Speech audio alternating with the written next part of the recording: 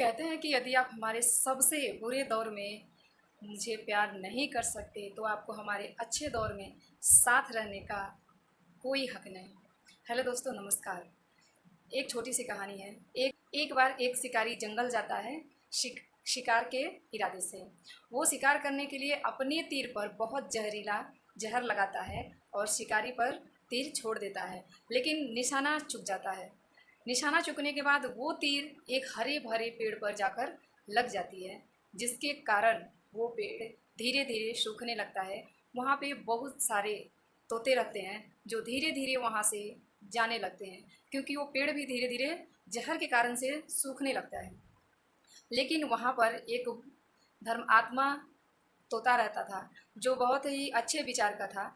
वो वहाँ से जाने के लिए तैयार नहीं रहता है। वो अपना दाना लेकर जाता, फिर घूम के चला आता, दाना लेके जाता, घूम के चला आता, लेकिन रहता वही था। सभी उसके साथी आते थे कि बोलते थे कि अब यहाँ से चल चलो, अब यहाँ क्या रखा है, ये पेड़ कुछ दिन में गिर जाएगा। लेकिन वो जाने के लिए तैयार ही नहीं था। ये बात इंद्रदेव के पास पहुँचती है। वहाँ बोलते हैं कि ये बात इंद्रदेव के पास पहुँचती है कि वहाँ पर एक तोता है जो वहाँ से जाने के लिए तैयार ही नहीं है। वो वहीं वो रह रहा है। आसपास में बहुत सारे पेड़ पौधे हैं, बड़े बड़े पेड़ पौधे हैं, लेकिन वहाँ से वो उसे छोड़कर जाने के लिए तैयार ही नहीं है।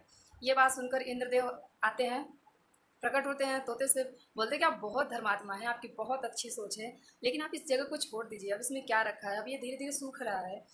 तो तोता बोलता है कि क्षमा चाहता हूँ, ये बात आप कैसे कह सकते हैं कि जिस पेड़ ने मुझे सुरक्षा दिया, गर्मी से, धूप से, शिकारियों से मुझे बचाया, मेरी रक्षा की, मुझे जीवन दिया, और आज उसके पास परेशानी आई है, तो कैसे मैं उसे छोड़कर जा सकता हूँ? बुरे वक्त में आज इस पेड़ के पास बुरे वक्त हैं, तो हम इस बुरे वक्त में पेड़ को कैसे छोड़कर जा सकते हैं?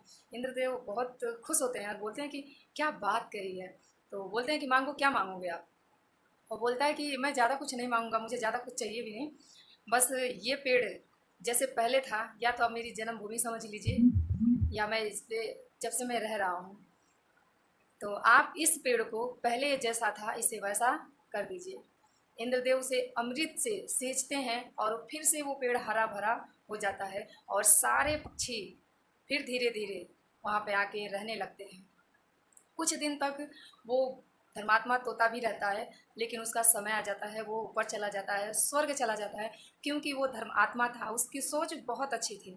ये इस छोटी सी कहानी से हमें ये सीख मिलती है कि जब भी कोई भी इंसान वो बुरे दौर से गुजर रहा होता है, तो वो इमोशनली बहुत टूटा होता है, उसे किसी सहारे की ज़रूरत होती है, उसे मदद की ज़रूरत होती है। हमें भी किसी के भी, आप सुख में साथी हो या ना हो, लेकिन आपको दुख में दुख का साथी होना चाहिए। अगर आप ऐसा नहीं कर पाते हैं, किसी के दुख में साथ छोड़कर चले जाते हैं, मुंह मोड़ लेते हैं, बात नहीं करते हैं, तो ये आपके जीवन का सबसे बुरा वक्त है।